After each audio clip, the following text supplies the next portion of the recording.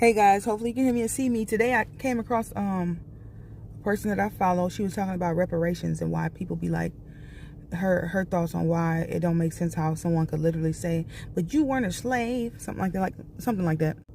And I was just sitting here reflecting on that. I said, more than anything, the reason that will kind of be something that should be considered is that the impact of slavery is still playing out to this day when it comes to when you think about the impact it had on the psychology, specifically the psychology of people who are descendants of slaves.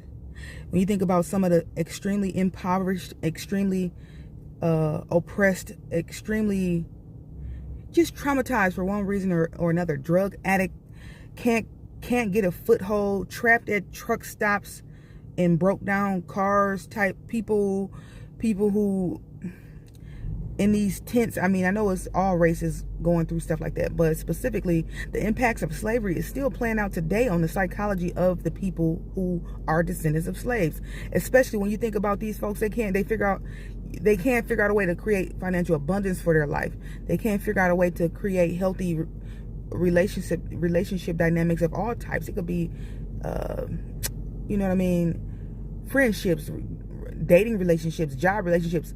A lot of that got to do with the psychological impact of being a descendant of a slave, and how it's playing out on the psychology, feelings of not being good enough, unworthiness, where you do silly stuff to self-sabotage, or either you so disconnected from who you really are at the core due to the psychological impact on the subconscious mind that's still playing out.